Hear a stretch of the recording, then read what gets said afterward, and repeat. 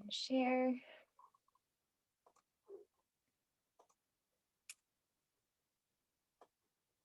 And so welcome, we're nonpartisan, Western Wisconsin for nonpartisan voting districts. Thank you all for being here. And I'm gonna pass this over right away to Kathleen, who has some really exciting news for us tonight. Hey everybody, we got 2 referendums on the ballot. Woo! It's pretty exciting. Yeah, so we got a referendum on the ballot in Buffalo County, and that effort was specifically led by Terry, I don't even know how to say your last names, but I'll just say them. Terry Schubner, Craig Brooks. Say it again. Schoonover, like you go to school. Schoonover. Schoonover. Nice. That's fine. Yeah. Yeah, and then Renee Schoonover. So congrats to them in Buffalo County and Craig Brooks. Yeah, and then in Polk County, there was actually a big group of folks. Carolyn Saunders, Nanette Delmonico, Cheryl Manwiller, Kim Gearin, Lisa Erickson, Wanda Brown, Irene Boogie. I've never said so. I don't meet people in person, so I don't even know how to say some of these last names. And Bob Wright. So anyways, we're really excited about this and something to celebrate about. So yeah, and maybe let's see, I don't know if Renee, Craig, or Terry, you want to say a couple words about how it went. I know you were up against some difficult odds, but do you want to give us a little snapshot or inside view of what happened? Craig, do you want to talk about it? No, Craig doesn't. Okay, just, very briefly, we went there and so we were officially on the agenda and a pretty good discussion. And to our amazement, it was unanimous. And they went on record and because there was some money involved, they guesstimated around $1,400, whatever. They had to do like an official roll call. So everybody had to, and so it was nice to get a unanimous backing of the board. Congrats, that's awesome, really awesome. Can I ask a question? Yeah. Sure. My question is, did they also pass a resolution as a board, or did they just pass having a referendum on the ballot? They actually passed a resolution, I think it was about 1.5 years, 2 years ago. Thank you. Yep. Awesome. And does someone else, I know Kathleen was super involved with Polk County, but Carolyn, or I don't know if any Bob Wright or anyone else from that group's on. You want to give us a quick? Irene Boogie is on. She's the one that just spoke, so she might have something to share. Ours was not unanimous. It was both a resolution and a referendum. But what I wanted to share is that Kim Gearin and Lisa Erickson are involved with Braver Angels. Kim is blue and Lisa is red. And Kim is a League of Women Voter member. And we asked them if they would consider teaming up to make the presentation, not on behalf of Braver Angels, but using their way of presenting things. And I think that was to our favor. So I'm just thrilled that it passed. I think the thing that is unique about ours is by the time we got before the board, we were in the last position on the agenda and they had other things to deal with. And so there was a change, and that was that the presentation was taken out off the agenda.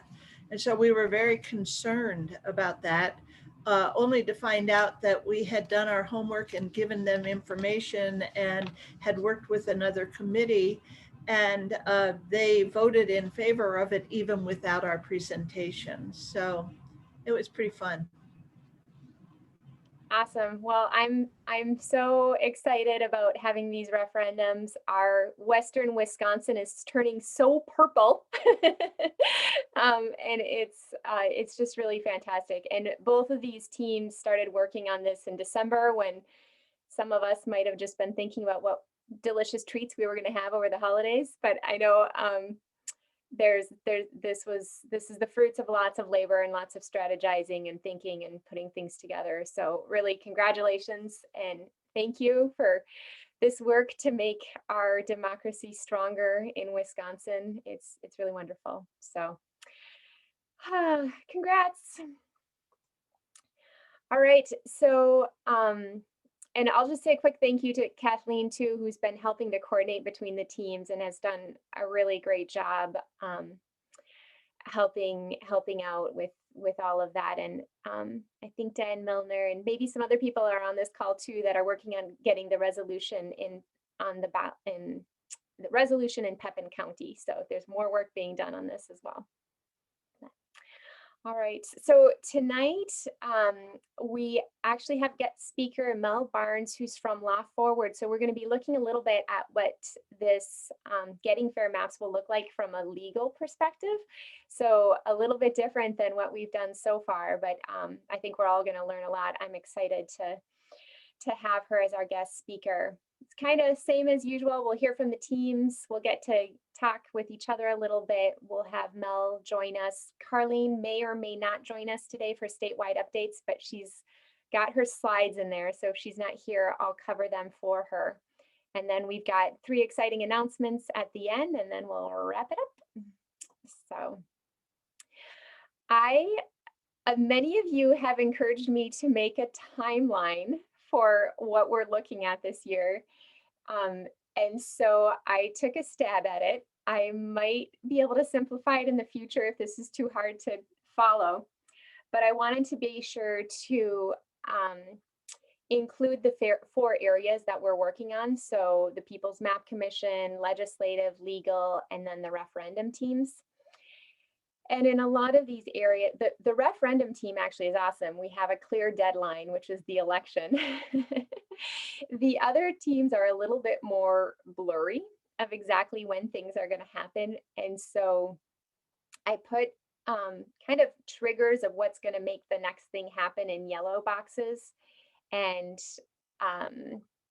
then green boxes for big milestones that we're definitely going to be following really closely in our group. So for the People's Map Commission, they're still collecting information through March. And once the census numbers are finalized, which the latest date that has been given is August 1st, so it keeps on getting pushed back, which gives us more time to inform more people, bring more people into our group, put more pressure on legislators. So it's not necessarily a bad thing. And then maps then would come after that. And on the legislative side, we had Jeff Smith come and talk to us. Now the plan is to have the nonpartisan redistricting legislation introduced right after the budget. So the budget's going to include a line item and some language around for the nonpartisan redistricting committee. That'll probably be removed. And then the legislation will be introduced, and that'll most likely be around March. But Jeff Smith will keep us in the loop so we know exactly when to add more pressure on that. And then the legislation's maps will probably come out right around the same time as the PMCs. And then most likely the governor will veto the maps that come out of the legislation, and then there would be a lawsuit. And that's when we would enter the legal area. And then for the legal area, we're expecting an answer on the Jensen Wills rules change petition that some of you have been following soon. And I'm sure Mel Barnes will give us an update on that tonight. So I'll send this out in our follow-up email, and I'll put it up on our website too. And as more information trickles in, I'll try to make it more and more clear. And if you have any suggestions, maybe some of you are better at making graphics than I am. Any teachers out there that are used to trying to convey information like that, put in the chat any suggestions that you have about how to make this better, and I'll be happy to take them into consideration. But this is kind of what we're looking at. So we've got the year mostly filled with lots of excitement and lots of potential for making change. So next we're going to hear from our team leads. And it's not too late to join a team. It's actually never too late to join a team. So if anything draws you in as you're hearing what the team leads are talking about, feel free to just put in the chat your email address. We probably have it already, but just in case, just write your email address and then what team you'd like to join, and we'll make sure that we reach out to you right away to make that happen. So I'll let Anne Marie go first. Thank you, Janelle. And just another quick congrats to both the Buffalo and Polk County referendum teams. I mean, that's really awesome. That's something concrete. It's wonderful to see. So I am Anne Marie McClellan on the team. I'm also on the People's Map Commission as a commissioner for this 3rd congressional district. So I'm really happy to be here and happy to have this grassroots support for the work that we're doing. So within this organization, our goal for this PMC team is to support the work of the People's Map Commission, mainly through helping us with public outreach. Our actions that we've determined that we can do so far is to provide input on the PMC's outreach plan to obtain communities of interest information. And I'll talk a little bit more about that on the next slide in a minute. The other action is to strategize and participate in planning for publicizing the PMC maps once they are available. Janelle has this idea of a wonderful art project that could be used in communities all across the state. So that's under development. There's probably other ideas, great ideas floating out there that we can discuss. And that will happen if we think of the timeline Janelle just showed. That was in the fall where that publicizing the maps. As soon as they're ready, we would have these events ready to just plug in and show the new maps. So next, yeah, so communities of interest. What this is, when the commissioners we're drawing the lines for the new districts, there's a lot of things that you take into account, criteria, and one of them is the communities of interest. It's defined as an area with a recognized similarity of interest, a community that is either has the similar racial characteristics, ethnic, economic, social, cultural, geographic, something like that. These communities are usually self-defined. So it's nothing that, it's separate from the Voting Rights Act, where it's legislative and legal that you have to keep these districts together or make sure that their vote doesn't get diminished.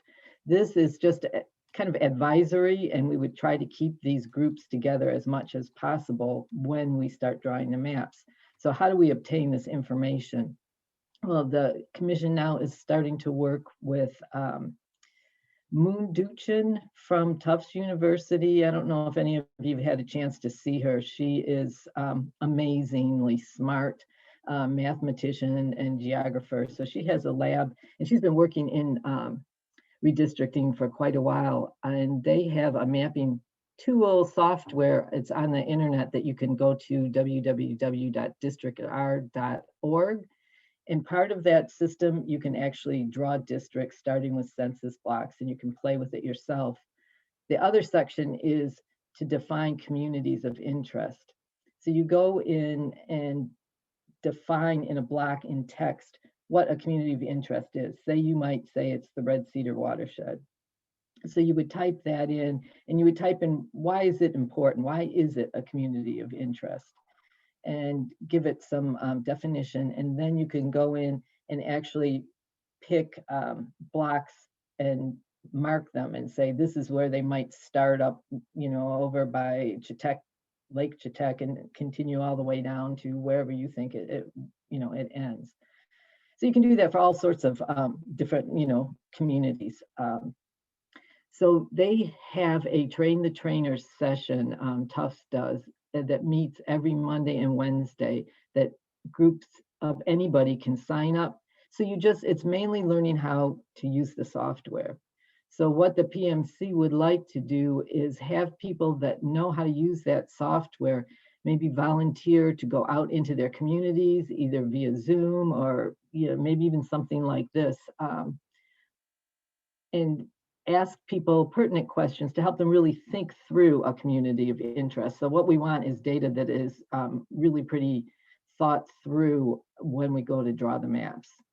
So we're still working on that. So if anybody has any time and wants to go to a training and then come back with ideas and suggestions, please join our team and come.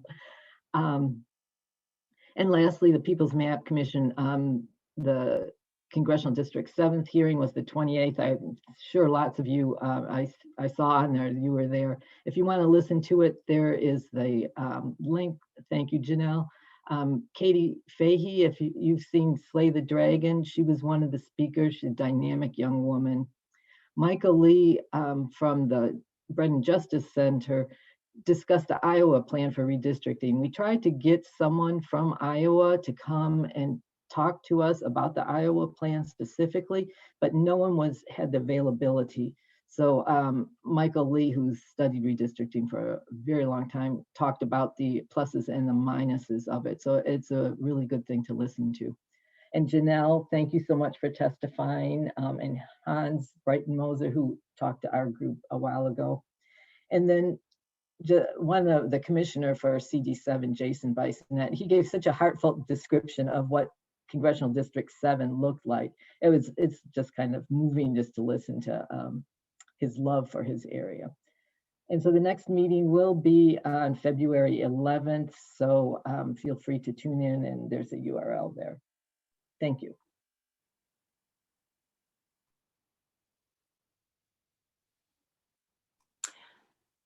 Okay, I'm Ann Leek, working with Douglas Owens Pike on the legislative team.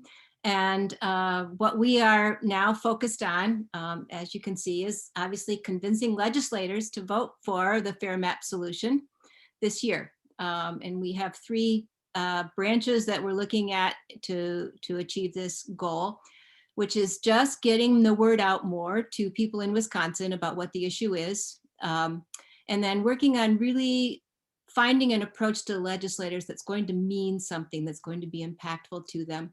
And also networking across the state of Wisconsin, not just focusing on our 7-county area, but working with all of the other similar organizations across Wisconsin to really make our message more powerful.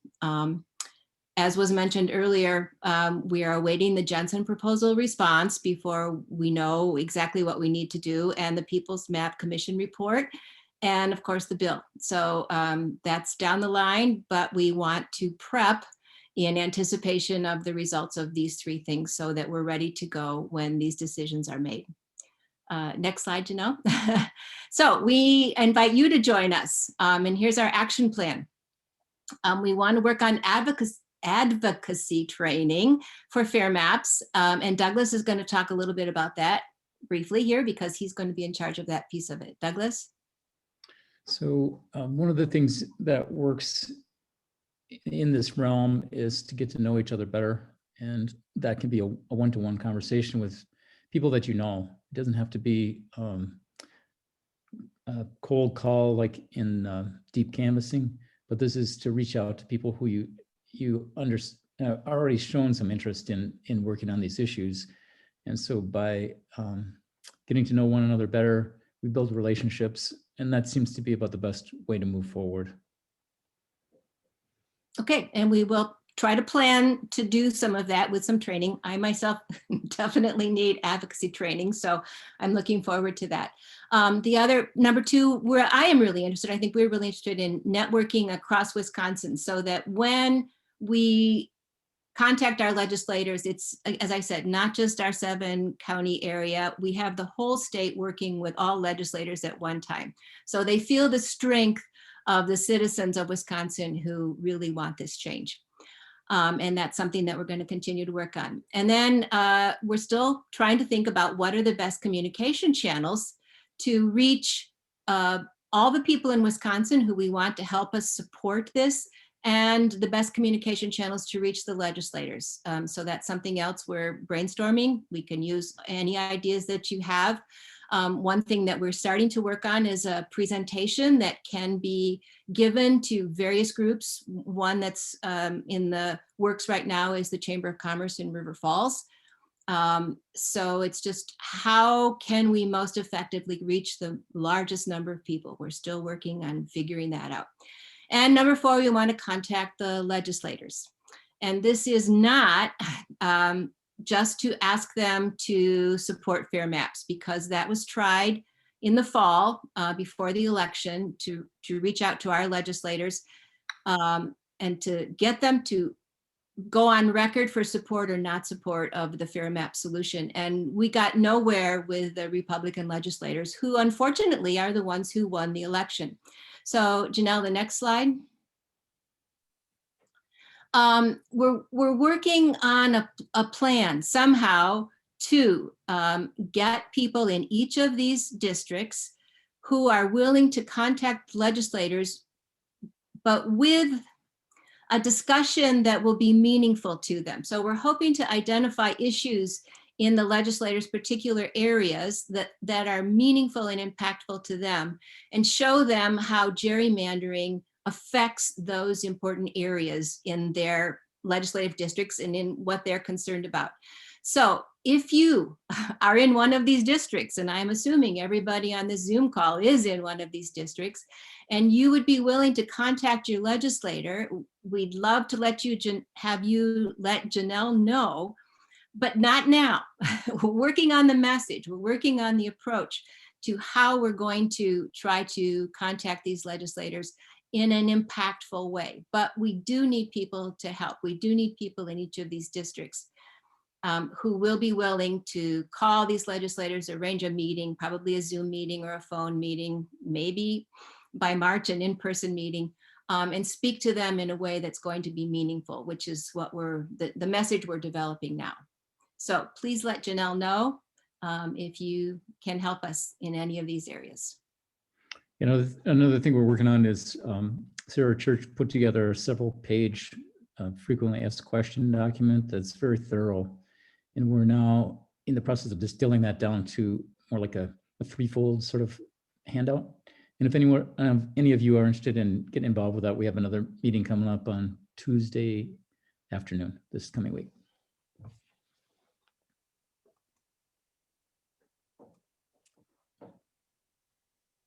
Awesome. Thank you. Back to Kathleen.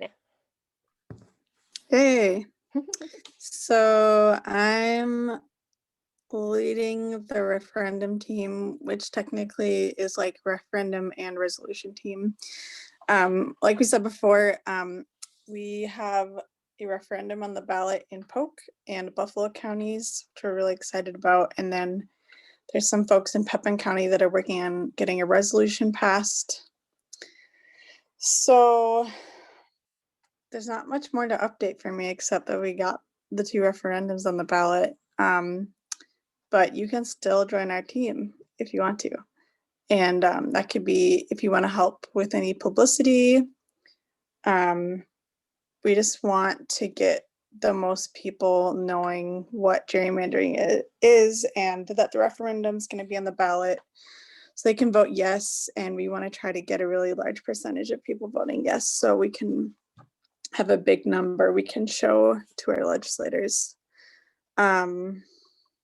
Or if you want to work on getting the resolution passed in Pembroke County, you could also join the team. And yeah, right now we're just kind of in the early stages of planning how we're gonna get the word out. So that's kind of what we're up to. Awesome. Thank you. So many good things happening. And that's a big task now. Like you pass one milestone and another one pops up right immediately after. So Carol Skinners, our legal liaison, but I'm just going to fill in real quick because there's not much to report. No updates yet, although we'll hear from Mel Barnes if there is no litigation in process right now. And any questions you have about this, we can address to Mel in just a little bit. I'm going to update everyone on the video. I've changed it to video and social media team because we are trying to increase our audience on social media. There's a statewide effort you may have seen in the newsletter to become an amplifier, a social media amplifier. So if any of you are interested in doing that, please email Carlene directly. And I'm going to put her email address in the chat because it's changed. So if any of you are trying to reach out to her, just make note of her new email address here. So if you're on Instagram, Twitter, Facebook, and you like being on there, it's your thing. Join this team so that you can help get the message out. And this will be statewide, so more opportunity for exposure. And then if you happen to be a Twitter fan, please email Bob. I put his email address in the chat as well.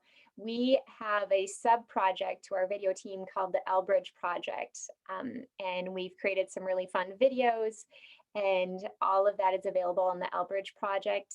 None of us have a big network, and so we need to grow that. So if anyone's on Twitter and likes sharing, please text or email Bob and let him know, and let's get that going. And then just put that down here. Please follow Fair Maps Coalition and Pierce County Grassroots Organizing as much as you can. We're always putting out updates on what to get involved with. And not only can that be good reminders for you, but you can share with your network as well. And so great way to get the word out. And that's it. I hope everyone heard something that was exciting to them in all of that.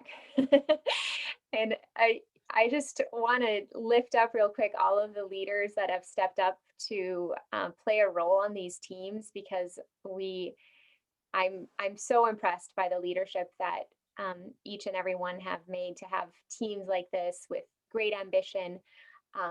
It really makes a difference. So thank you, Anne Marie, Kathleen, and Douglas, and Carol. It really makes a difference. So thank you. And now back to Kathleen. All right, so we're gonna do kind of our small group conversations like we usually do at our meetings. And we thought,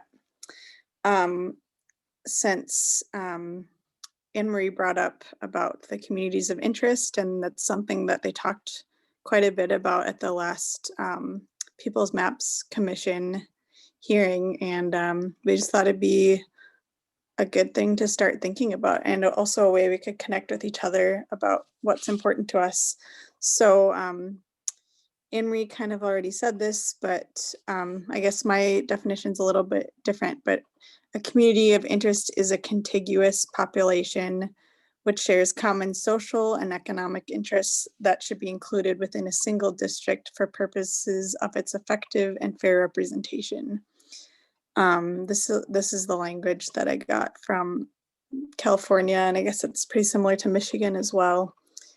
And just some more examples of what you might include in a community of interest would be people who share similar living standards, maybe use the same transportation facilities, some people who have similar work opportunities.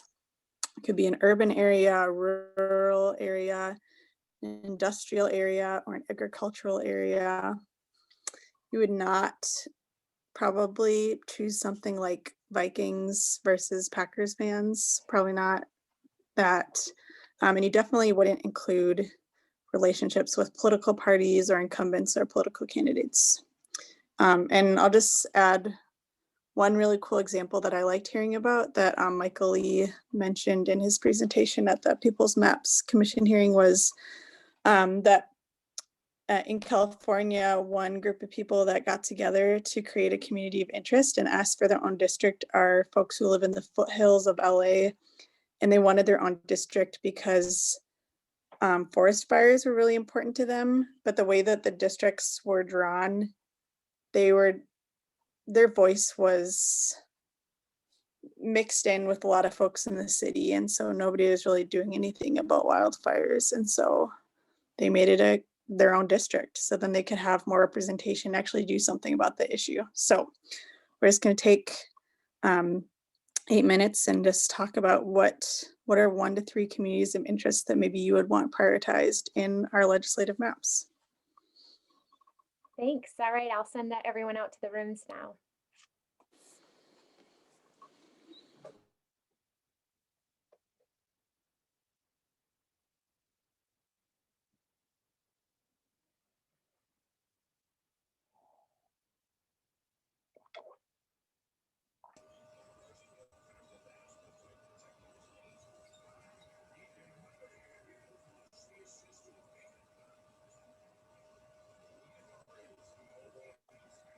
Let's see. Hi, Wanda. Did you Hi. get sent to a room or not? No. Yeah, I'm with you.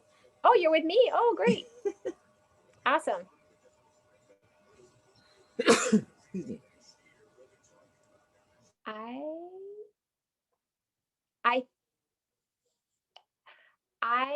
Okay, no, what do you want? you are not assigned. Let me give you a room. I'm just realizing I need to let Mel Barnes in right now. So assign to. Well, I'm sitting in your room. I can see you. Yeah. I see Cheryl.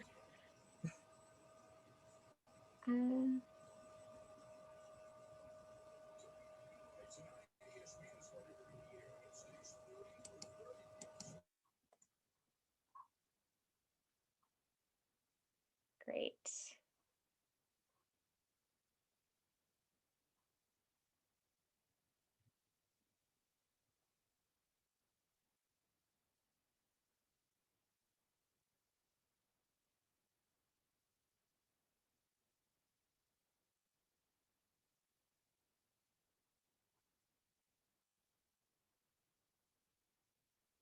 Cheryl, did you want to be in a room?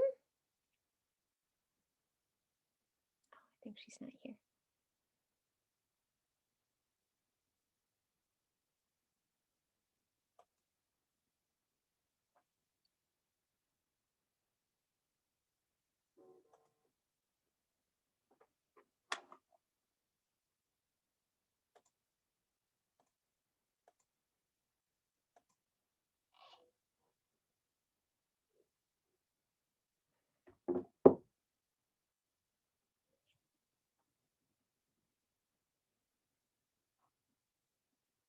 Hi, Mel.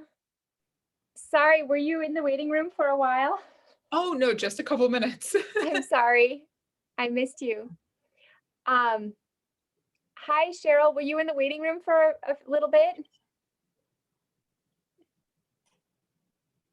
Oh, she's on mute. Cheryl, you're on mute. Yep. Oh. I tried to join and then it said there was an error and then it kicked me out and then I had to come back. And Oh no.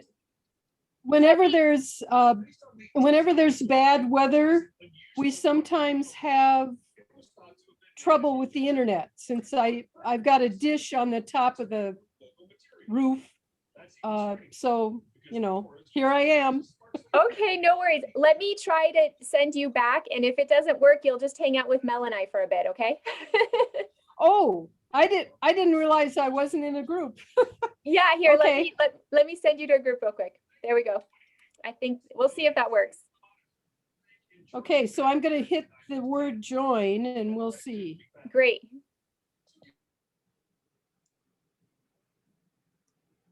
Yeah. How are you, Mel? I'm good. How are you? Good. I'm so glad that you're able to join us tonight. Yes, thank you so much for being flexible. I'm glad I get to see you all. Yeah, great. Yeah, we've been celebrating because we have 2 counties in our area that just got approved to have the referendum on their ballot. Oh, that's awesome. Yeah, Buffalo and Polk.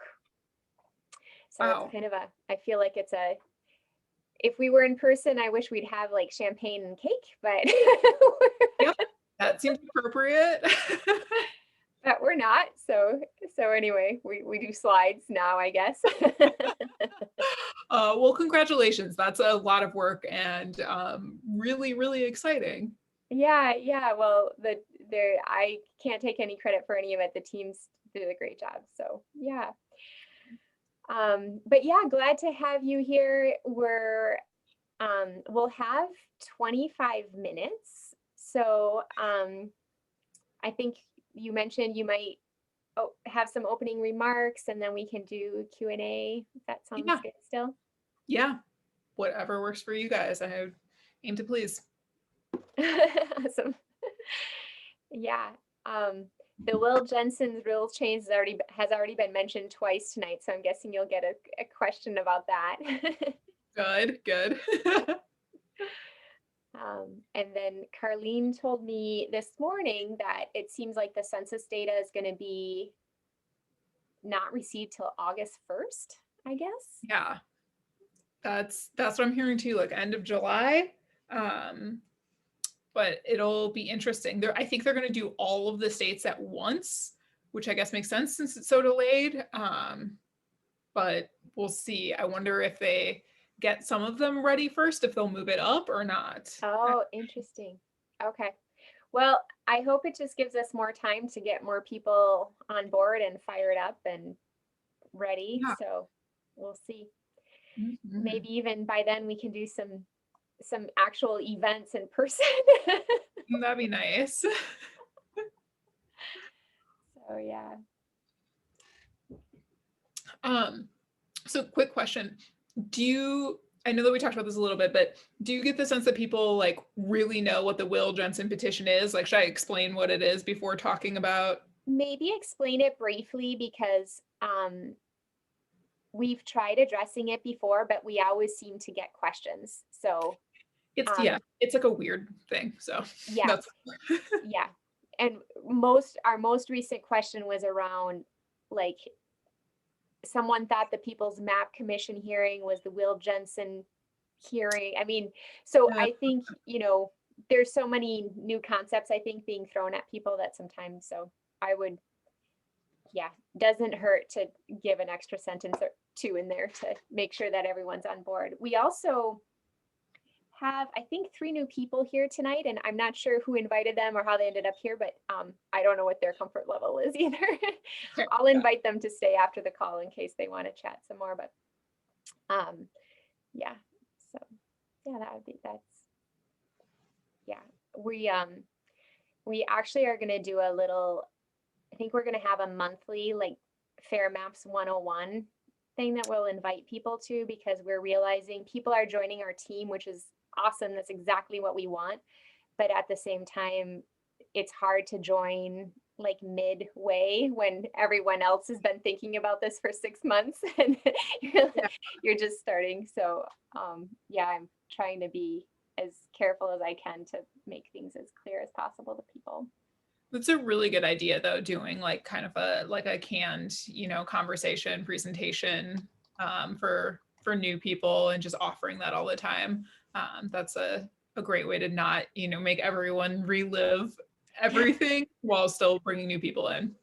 Yeah, we'll see how it works, but I'm hopeful that that'll be a good strategy and less intimidating to tell people, hey, come to one meeting rather than we have these monthly meetings, Yeah. So we'll see. Mm-hmm.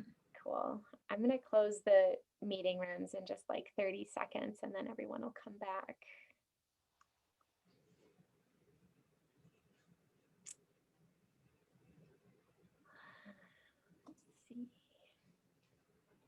Great. I saw that you're going to be a speaker on the call tomorrow at 3 too, which is great.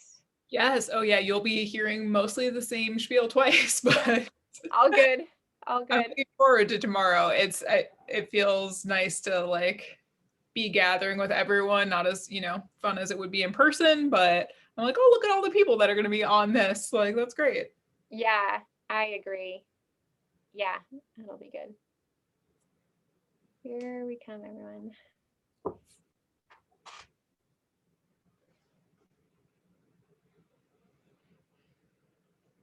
Welcome back.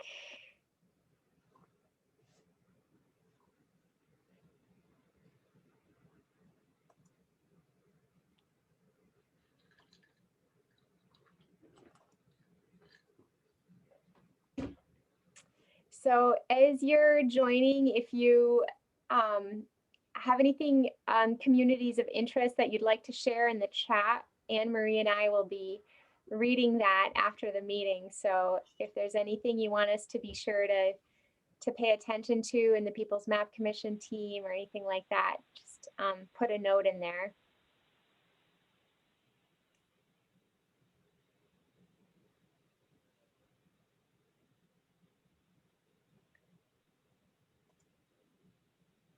All right, I think we're all back. So if you had anything you want to share with us about communities of interest from your talk, just put some info in the chat, and Anne Marie and I and the People's Map Commission will check it out. So excited to see that. All right. Today we have Mel Barnes from Law Forward. I should have put the Law Forward logo here. From Law Forward with us tonight, and she's staff counsel at the law firm that will be addressing all of the litigation involving fair maps. So we all know it's going to go to the courts, so may as well find out now from the inside scoop from Mel. So welcome, Mel, and I'll let you take it from here. Awesome. Thanks, Janelle. And thank you guys all so much for being here tonight. This is a really lovely full Zoom screen. I have 2 pages, which is awesome. So my name's Mel, and I work with Law Forward, which is a new law firm nonprofit. We launched in October officially, but the 2 other attorneys that I work with, Jeff Mandel and Doug Poland, have been doing this sort of litigation and legal work focused on really protecting democracy issues, along with redistricting for quite a while. So we've really hit the ground running.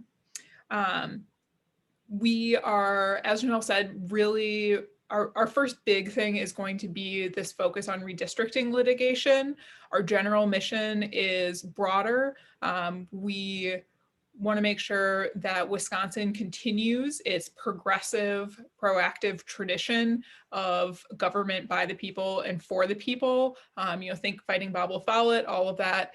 We've really seen those values attacked, especially in the last 10 years or so, and Wisconsin has become a place where people are conservative or experimenting with really harmful ideas that take government away from people and honestly make it less functional. So we really formed Law Forward to push back on that. We are lawyers by training, and a lot of what we do, the way that we engage with this work, will be litigation, meaning bringing lawsuits in courts.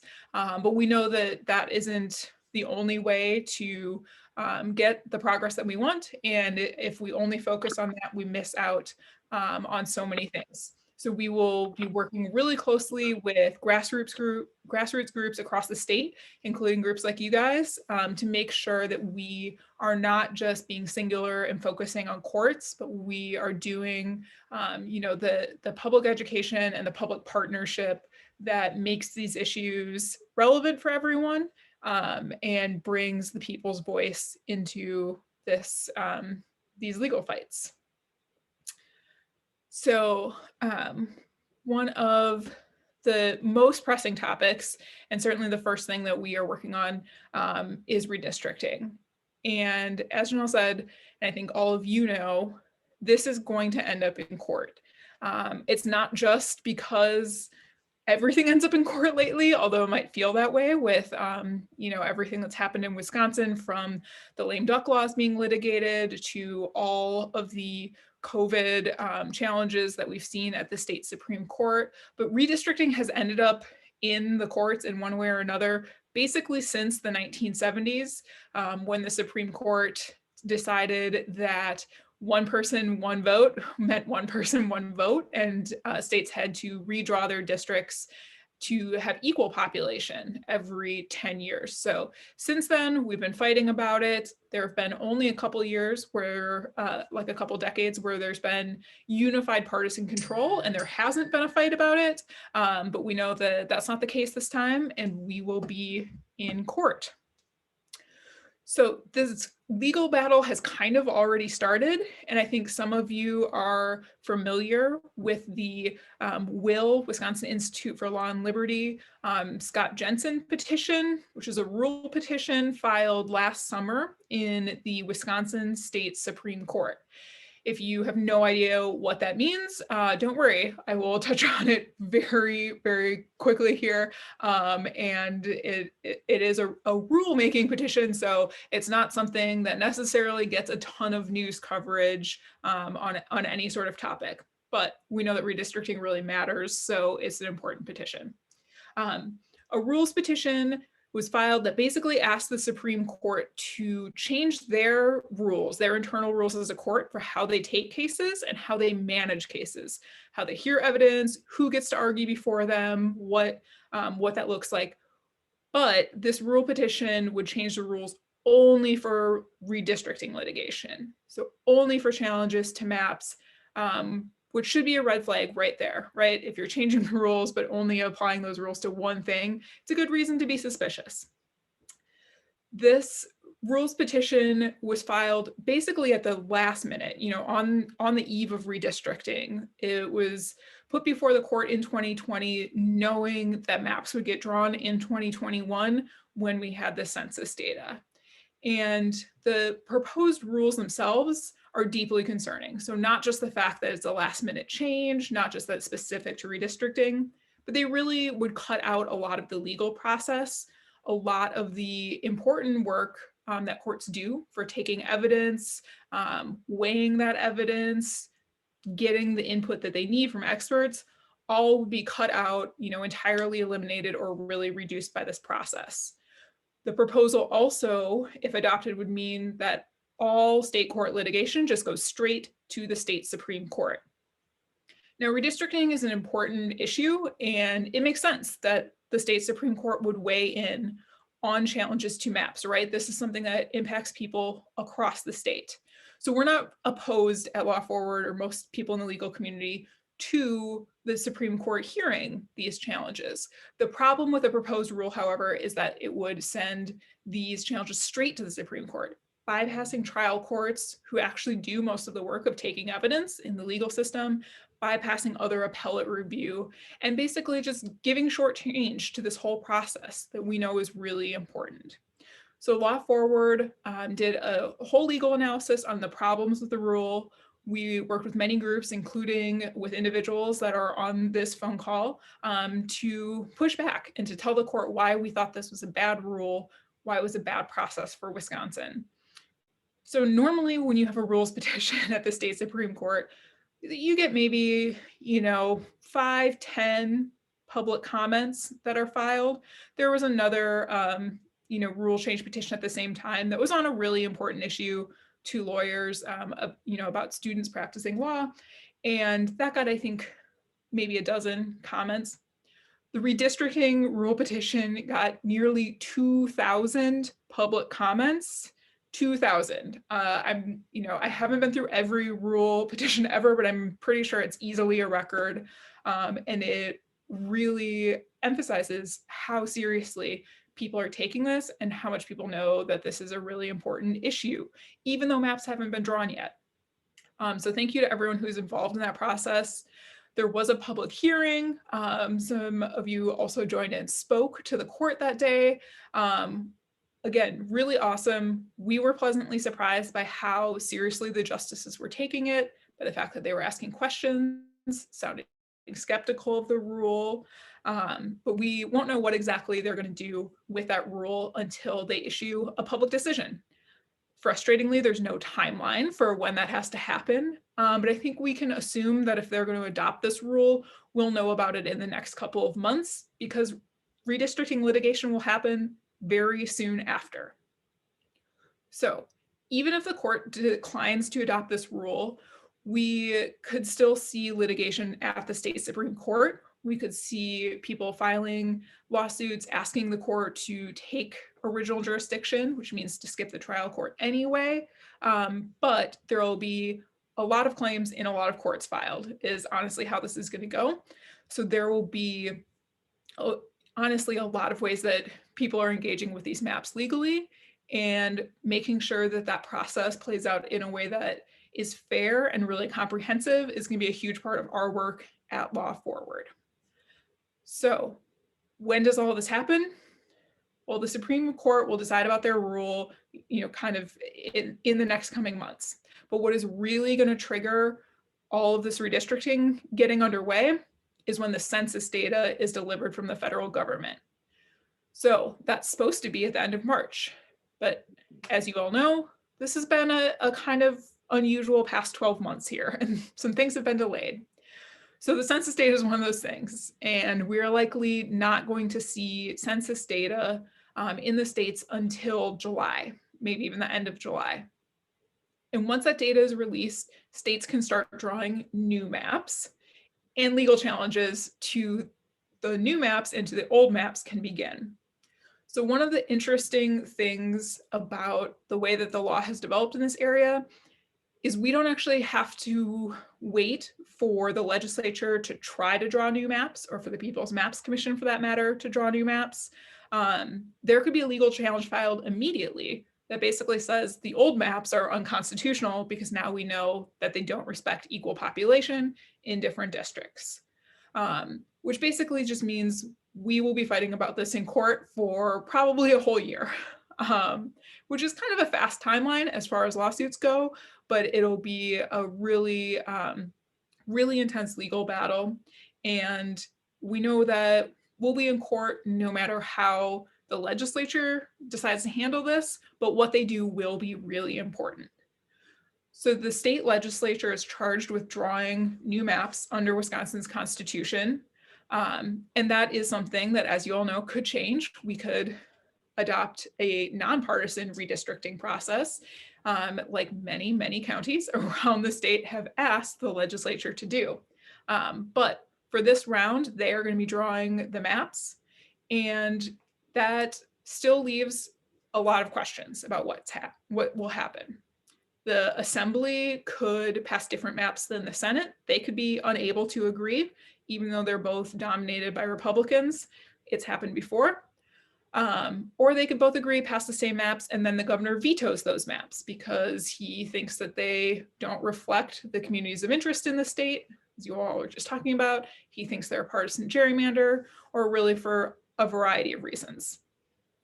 If the state legislature then doesn't go back and pass new maps that the governor is then willing to sign, we will be in court.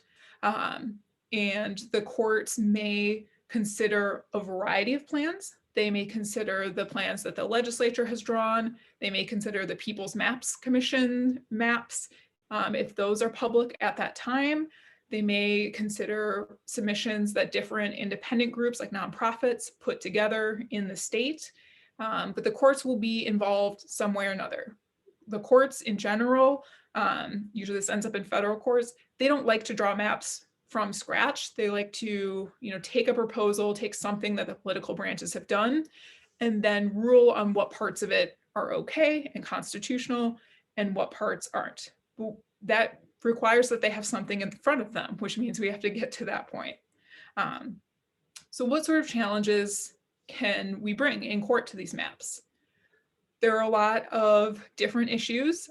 Some of the biggest, though, are racial gerrymandering. So under the Voting Rights Act, they're called Section 2 claims.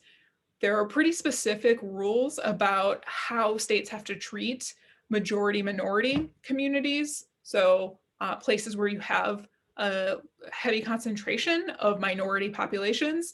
That could be like the African-American community in Milwaukee or the Latinx population in Racine.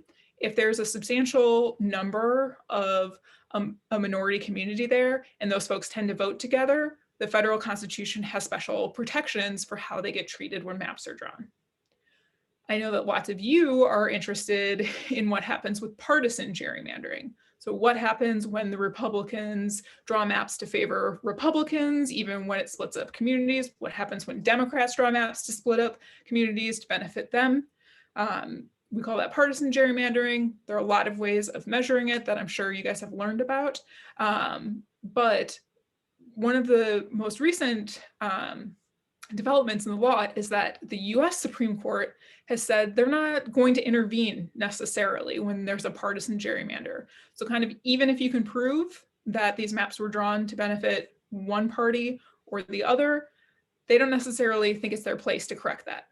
Now, I very much doubt that the Rucho v. Common Cause decision, which is what the Supreme Court handed this down in, I very much doubt that that will be their last word on this matter. I think we'll be back in the US Supreme Court. I think that there will be lots of ways that people are bringing arguments to say, well, this is different than that case. Here's why you should look at it. Here's why it's still something that the US Supreme Court can do. But in the meantime, it really means that the partisan gerrymandering fight is kicked to state courts. So we might see a lot more litigation in state courts than we have in the past. Because really maps disputes have generally gone to the federal courts. There's some advantages to that. Federal judges are appointed for life. They're not elected.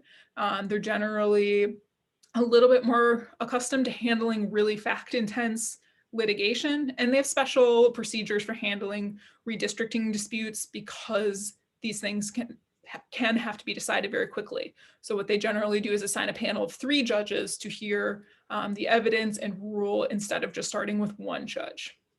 We might see more of this litigation happening in state courts because of that ruling about partisan gerrymandering. But there are lots of other claims that could be brought in state or federal court. And I will now open up for questions because that's a lot for me, but I see I have one in the chat already. So let's talk about this. Why doesn't US Supreme Court precedent factor into whether or not state Supreme Courts can decide? Really good question. The US has these 2 separate court systems, state courts and federal courts, but they are honestly related and lots of times things overlap. But generally, you can bring federal claims in state court. So you can say, hey, this violates my US constitutional right, not just my Wisconsin constitutional right to equal protection or something like that. But federal courts generally won't create new precedent on state law. They'll apply existing state law. They do that in lots of cases. But if the state law on something is unclear, they will generally kick that to a state Supreme Court to decide. So the US Supreme Court can bind state courts on any sort of issue of federal law. So let's see, I used to work at Planned Parenthood, so I'll use this example. The US Supreme Court has said that the US Constitution protects the right to access abortion care safely and legally. State Supreme Courts cannot overrule that. However, say Roe v. Wade was reversed and the US Supreme Court was no longer willing to protect that as a constitutional right, state Supreme Courts could still find that either their state law or their state constitution protected that right, and abortion would be safe and legal in those states. So it's kind of an interplay with the 2 different constitutions, 2 different sets of law that often overlap and often deal with the same things, but do sometimes make a big difference for where things end up in what court. Okay, and I see another question from Maureen asking where Law Forward gets its funding. Great question. Always evolving. We are a small and scrappy crew. So right now, that's part of my job, even though I'm our only full-time staff attorney. We also do that. We're not funded by a major endowment or foundation or anything like that. We have really generous support from some individuals, some trade unions, some smaller grants from foundations and stuff like that. But the true answer is we are still figuring that out.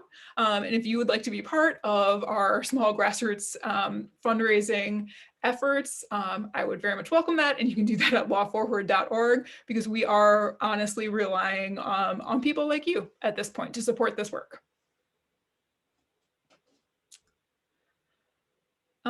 Okay. Sorry, I'm really bad at reading and talking at the same time, so I'm just catching up I was here. gonna say you're like a one-woman show here. I love it. Like repeat the questions and answer. Thank you. Okay, so this is a question about HR 1, I think, about nonpartisan commissions for voting districts being required by federal law. Yes, this bill could be introduced again. I think it is being introduced again. It will be really interesting to see what happens if this can get passed quickly. If this becomes law, so a new federal law saying that states have to use nonpartisan considerations or nonpartisan committees when they are drawing their state maps, it would be really interesting to see the extent to which they could require it to be implemented for this round of redistricting. I think in a normal year, we would say it's too late. This process is already nearly underway.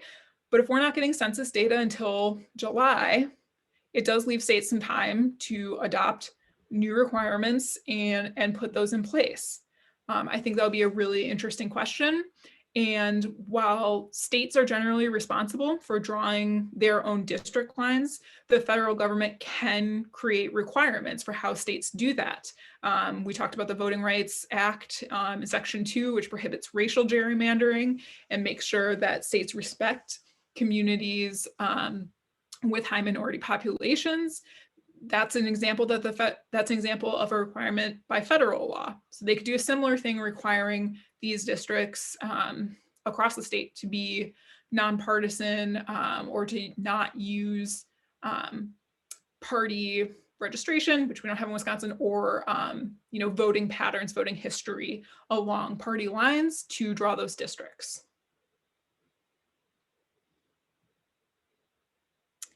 Okay, Diana has a question about the treatment of concentrated minority populations in redistricting.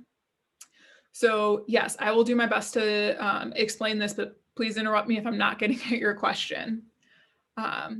Basically, because of the way that minority communities have been treated in the United States, particularly a lot of the shenanigans that happened after the right to vote was broadened in this country, where you saw states doing things to get around broadening the franchise in that way. You saw states adopting poll taxes or literacy tests or rules where you could only register to vote if your grandfather had been registered to vote, or things like that, that were all designed to prevent minority communities from voting in high numbers. So the federal government stepped in and said, hey, we see what you're doing here. We're not going to allow this, and passed the Voting Rights Act. And one of the requirements of the Voting Rights Act is basically a prohibition on gerrymandering that would treat minority communities the way that kind of disfavored partisan groups get treated in states now, meaning you cannot pack or crack minority populations to prevent them from gaining political power. So packing means putting all of them in one district and basically saying, great, now you're going to win every election by 90% of the vote, but you'll only have one district that you can actually win. Cracking means dividing up that community into, say, 10 different districts, so now they can't win any of them. And there are a lot of more nuanced legal requirements about like what that means, what counts as a minority population that is subject to this, that I won't go into, but basically it prevents map makers from packing and cracking these communities to prevent them from actually electing representatives of their choice and building political power. Awesome.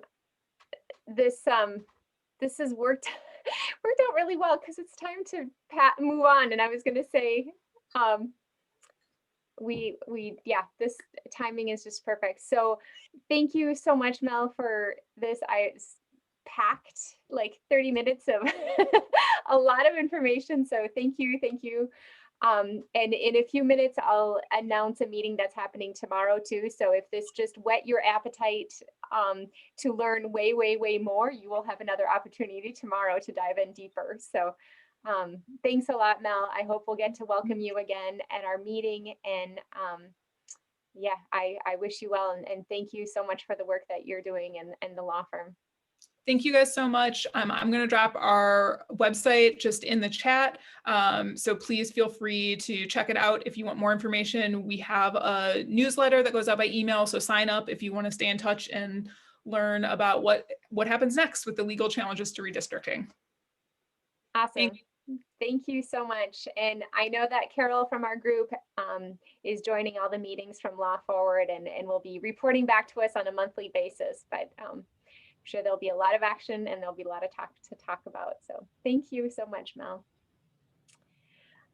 So I'm going to dive right back in. I haven't seen Carlene arrive, so I'm going to go ahead and give you the Wisconsin update.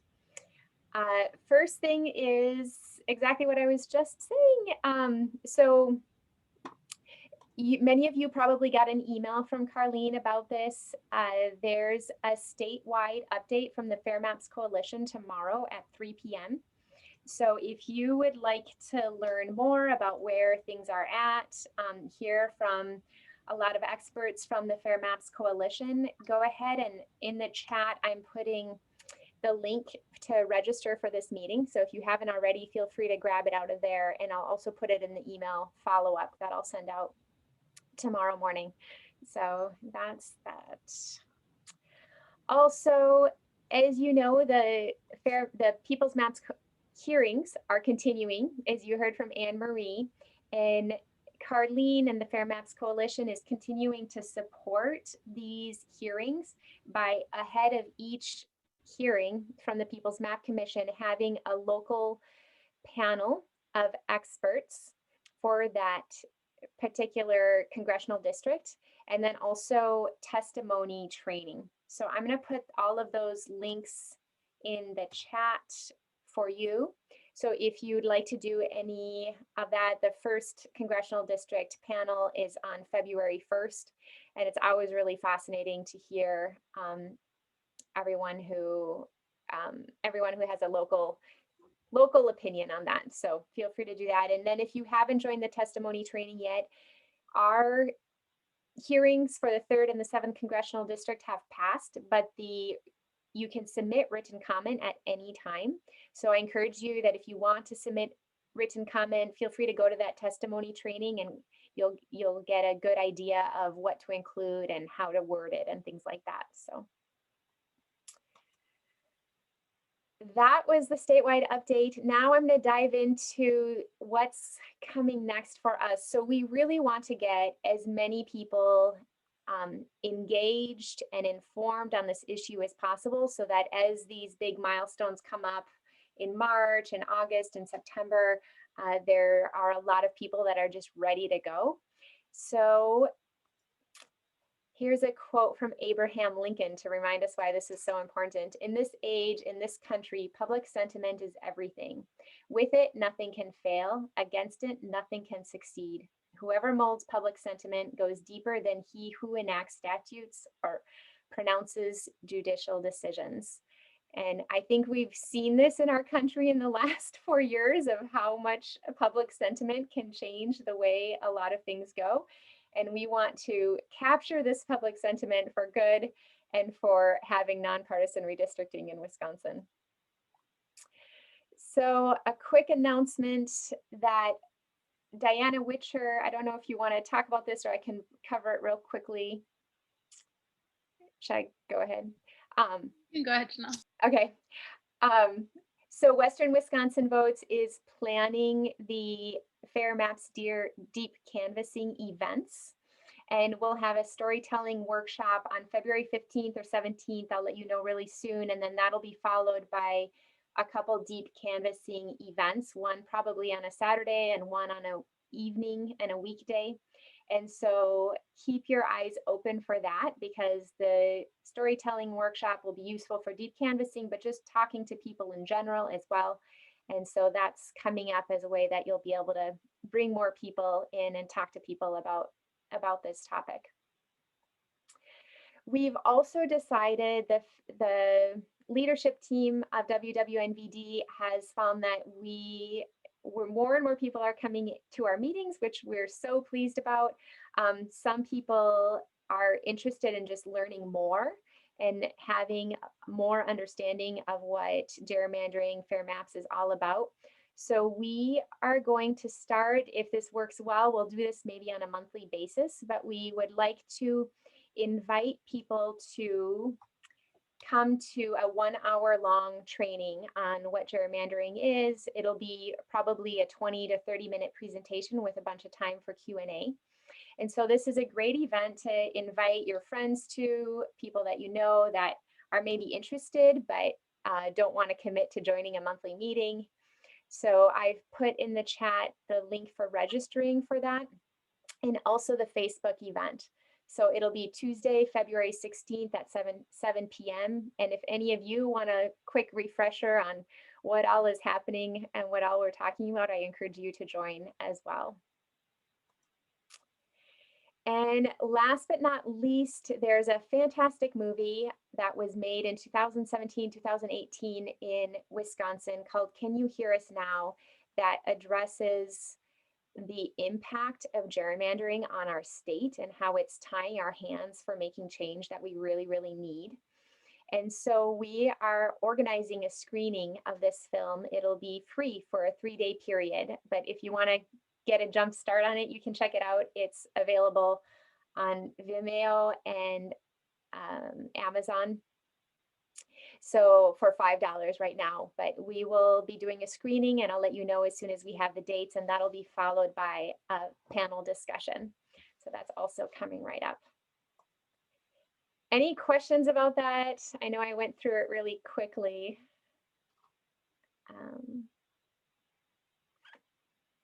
All right. Our next meeting is on Thursday, March 4th at 6:30 p.m. And I'm going to stay on the call a little bit afterwards. If anyone wants to chat, has any questions, any comments they want to share with me, feel free to just stay on the call after everyone leaves. And I'll be here for 15, 20 minutes to address all those. And for anyone that's new too, if you just would like to introduce yourself, that would be a real pleasure to get an opportunity to meet you. So before we close, I want to come back to the great news that we started our meeting with, the referendums passing or being on the ballot in 2 counties. And I look forward to a lot more great news in 2021 on this, but that's a fantastic way to get started just in February. So if you can take yourselves, everyone, off of mute. And I'm going to stop sharing so we can all see each other. And we can say, together, we will achieve fair maps as we go out, if that's good for everyone. So thank you, everyone, for being here. Thank you to the leaders for stepping up and all the team members for all the great work that you're doing. It's really fantastic. So thank you. And on the count of 3, we'll say, together, we will have fair maps. So 1, 2, 3. Together we will have fair maps. Happy evening, everyone. Take care. Thanks, Janelle. Bye, Janelle. Bye-bye. Awesome meeting.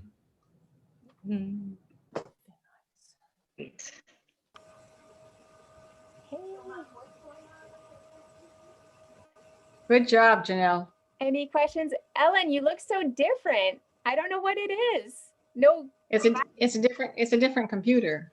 Oh, cool. I thought maybe glasses or hair or something. I couldn't figure it out.